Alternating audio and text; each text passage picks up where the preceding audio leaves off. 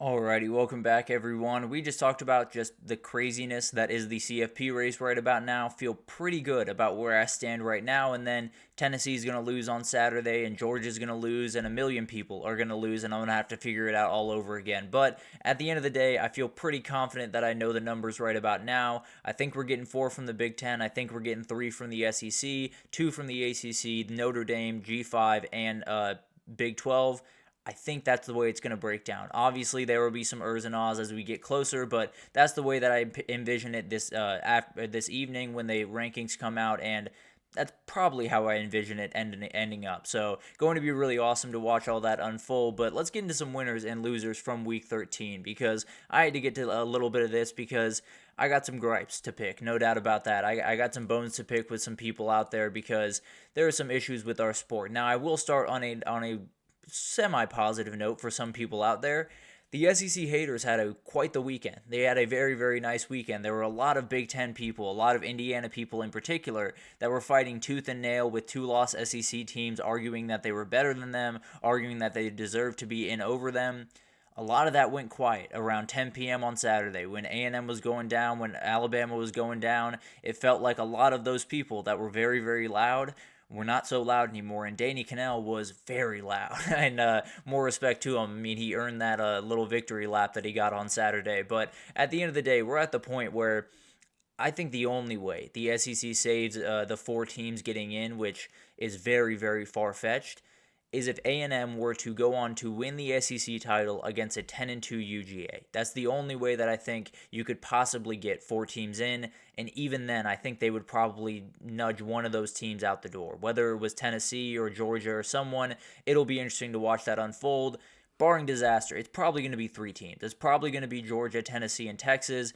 If one of those teams loses, maybe it's only 2. Who knows? At this point, I'm sick of trying to figure out the SEC, but it's going to be really interesting to watch all of this unfold. It was a very long week heading into that Indiana game, no doubt about that. There were a lot of SEC teams going after them, and now they're pretty firmly in the field, and all those teams are just yelling about refs. So it feels pretty good if you're an SEC hater this past weekend. I wasn't quite as much, but more than happy to join the party at the end of the day.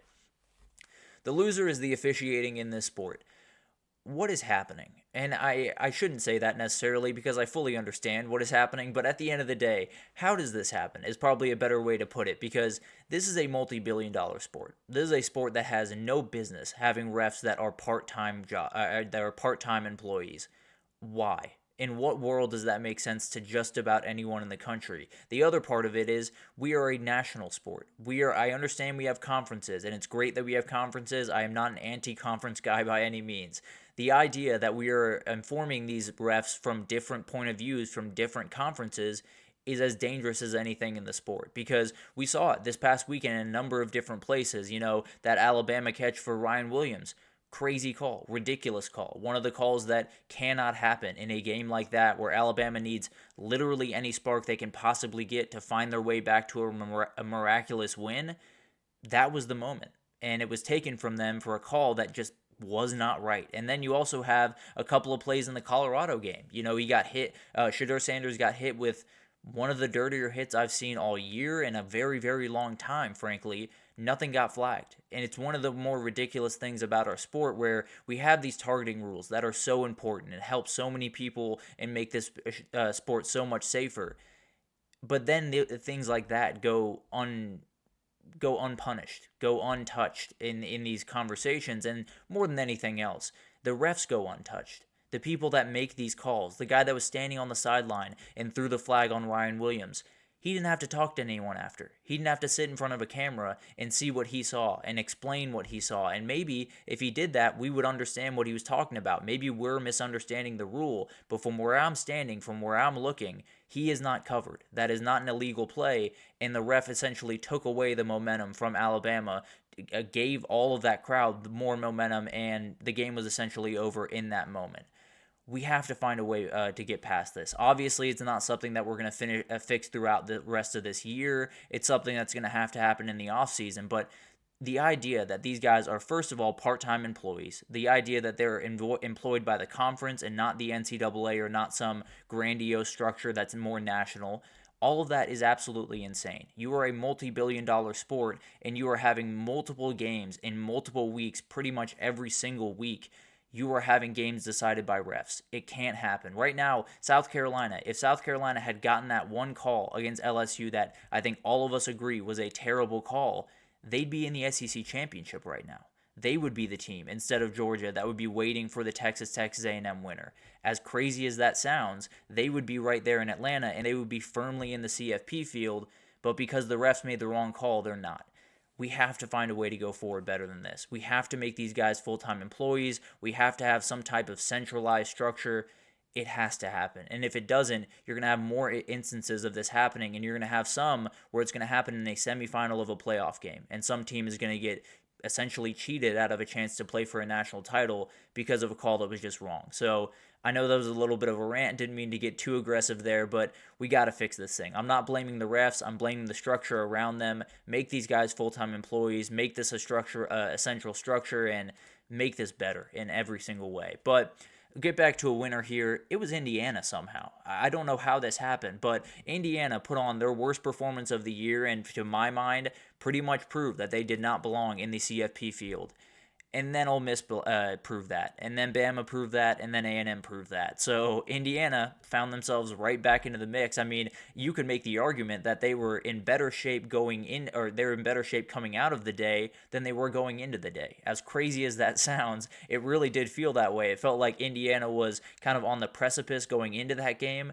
Feels like they're very firmly in right about now, as long as they can take care of Purdue. So it's going to be really interesting to watch all of this unfold. And I think if you were to ask the CFP committee at the beginning of this game, comparative to the end of this game, there would be a lot of different answers about what they would think. And then if you were to ask them from the end of the game in comparison to the end of the night on Saturday, there would be a lot of different answers. I think they would have said, at first they would have been like, oh, this is a great team. They just drove down the field, played a great half, and definitely deserved to be in. And then in the second half, you'd be like, okay, it's a little bit more dangerous. Not necessarily sure I'm super confident in this team. And then it would flip right back as Ole Miss falls in Gainesville. So Indiana's safe in my mind. As long as you don't lose to Purdue, which if you lose to Purdue, you don't deserve to be anywhere close to the CFP. But as long as you don't lose that game, you're in really, really good shape. And as crazy as it sounds, with a 23-point loss, they found themselves firmly in the CFP field. The loser is the Colorado story, and really all of us for getting to experience the Colorado story, because it was a very special season up there in Boulder. And frankly, the loss last week does not take anything away from that. I'm going to do a little bit more in-depth about that probably at the end of the season, but the job that he has done, the job that a lot of people have done around the country, has been just remarkable. This was the second year in Colorado for Deion. This was his fifth year as a head coach in college football, if I'm not mistaken. It's remarkable what he's been able to do. It's not an easy thing, and it's one of those things where he had to admit in some areas where he's not quite as adept. The high school recruiting, not quite as adept as some other people. Got some great people in the room that have helped him immensely in that category. He's not necessarily the X's and O's guy that's going to draw up all the plays. He got some great coordinators to come in and really help that. He didn't necessarily have the talent level. He's brought all that in, and it's been really incredible to watch, and this season has been incredible to watch because every time it felt like this team was going to get got. Every time that this team, it felt like it was going to put up a little bit of a bland performance, they just kept showing up. Obviously, last weekend got away from them a little bit, but it was really remarkable to watch this team this year, and they're still technically alive. If you can get a loss from BYU and Arizona State or BYU and Iowa State, the door is open to possibly get back into that CFP race. But as of right now, let's just move forward thinking that they're not getting to the Big 12 race. The story will continue. I mean, you have Deion. He's almost definitely staying at this point, and unless maybe the Cowboys call. I think they're pretty much he is going to be in Boulder. You have Travis Hunter on his way to a historic Heisman season. Juju Lewis is coming over to take over for Shedeur Sanders and while Shedeur Sanders is being picked top in the NFL draft.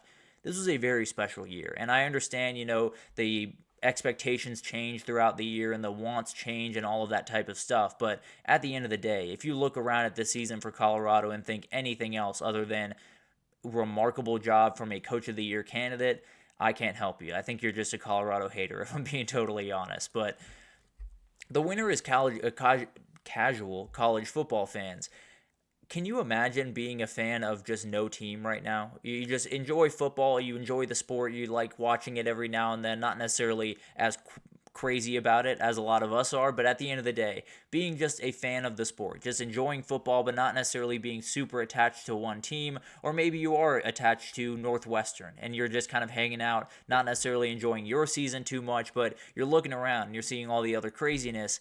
It's got to be incredible. It's got to be very confusing, to be totally fair, but it's got to be really incredible to see these moments like Oklahoma top Alabama in Field Storm, or the Arizona State BYU ending. Had to be great even for casual fans. So I think you look around the college football landscape, and the 12 team, there were a lot of things that I don't love about it, and there's still some things that I don't love about it by any means, but I think when you look around, it's very clear why this was a big draw. It was very clear why this thing was approved, and very clear why this was something that a lot of the media teams wanted, because it's gotten casual fans involved. There are a lot of people that did not watch college football before that are now looking over saying, there's a lot of really fun stuff happening in college football, and some of that is the 12-team playoff, some of that is totally different stuff, but at the end of the day, this year has to have been very, very fun if you're not totally in the mix, where it can be a little bit excruciating at times for the very diehard fans, but casual fans are having quite the time.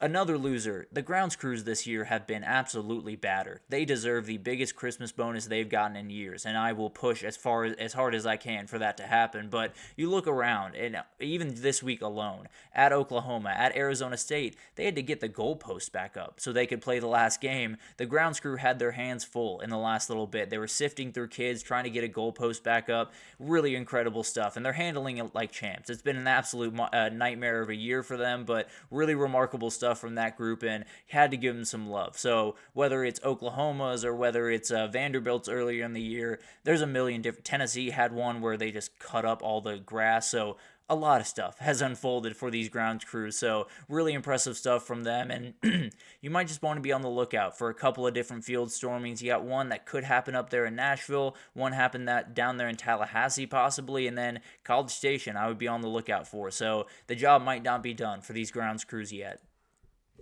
Then we got the winner, the ACC title loser. We talked about it in the previous segment. It does feel like the loser of that game is probably getting into the field. I do think there's a world where, let's just say, Miami loses, and then Clemson loses to South Carolina, and then Clemson beats SMU. I think that would be a little bit of an interesting situation where maybe Clemson gets in, maybe SMU is left out, maybe Miami gets in, or maybe Clemson and SMU get in. Maybe if SMU loses this weekend, Miami loses and Clemson loses, then Clemson beats SMU.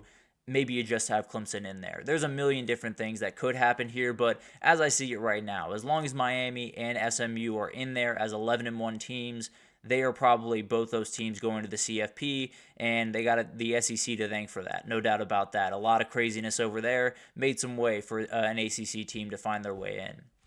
And then the loser is our brains. I'm sure all of you have been on Mr. Ed's playoff calculator, really appreciate his love because, man, it's been a lot to deal with. But at the end of the day, it's been an insane year in so many different ways. We're trying to figure out tiebreakers. We're trying to figure out what teams will get in, what teams need to get in. A lot of craziness, and it's been absolutely awesome. It's been parody, craziness, field stormings, confusion. It's all what we wanted from this 12-team playoff, and it's all we wanted from a lot of the conference realignment and the NIL and the transfer portal. It's all coming together for a ridiculous year, and it's making my brain hurt just a little bit, I'll be totally honest. But it's been absolutely awesome to watch this unfold. This past week was awesome to watch unfold just how special a lot of the things that happened were and the shakeups that happened all over the place. But let's take our second break here. When we come back, we got upset alerts to talk about for this upcoming weekend. There are quite a few rivalries that have a little bit of juice to them this time around, and one that I had to put on here, but I'm not too worried about. But I'll break it down right after this, so stick with us.